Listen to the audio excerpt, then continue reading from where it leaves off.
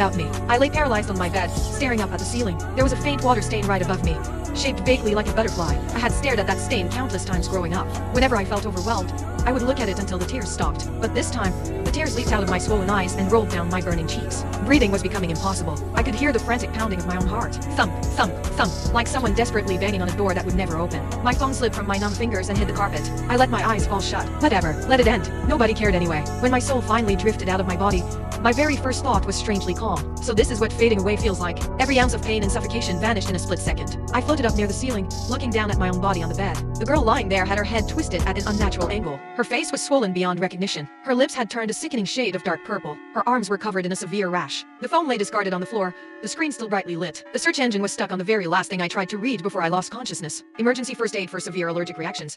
I floated right through my bedroom door. I drifted through the solid wood that nobody had bothered to knock on. In the living room, my mother was sitting on the sofa, scrolling through her phone. The coffee table was covered in half-eaten dishes. Roast chicken, a green bean casserole, and a bowl of mashed potatoes. There was a full plate sitting at my usual spot. My mother had not cleared it away. A fork was still resting on the edge of the plate. She had no idea I would never take another bite of food in my life. My father, David, sat beside her watching the evening news. The meteorologist on the screen was predicting heavy rain for tomorrow. Ivy is still not coming out? He asked casually, not even taking his eyes off the television. Ignore her. You spoil her too much. My mother kept her eyes glued to her screen, her thumb swiping mindlessly. Cole just played a harmless joke on her. Is she really going to drag this out? Whether she is dragging it out or not, the kid is allergic. You know that. My father's tone was completely flat. No panic, no concern. He might as well have been saying the milk was expired. How bad could an allergy really be? It is not like she consumed something toxic. My mother frowned in annoyance. She's just dramatic. She has been like this since she was little. The second she does not get her way, she locks herself in her room.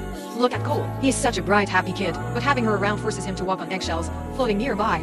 I actually wanted to laugh. Cole walked on eggshells. He certainly did not look nervous when he used my toothbrush to scrub the toilet bowl. He laughed louder than anyone when he snuck to the breaker box and cut the hot water while I was showering in the dead of winter. I was the one living in that house like I was navigating a minefield. He lived like a king who could do whatever he pleased. The only difference was who our parents chose to believe. Fine, I will go check on her. My mother finally put her phone down and stood up from the couch.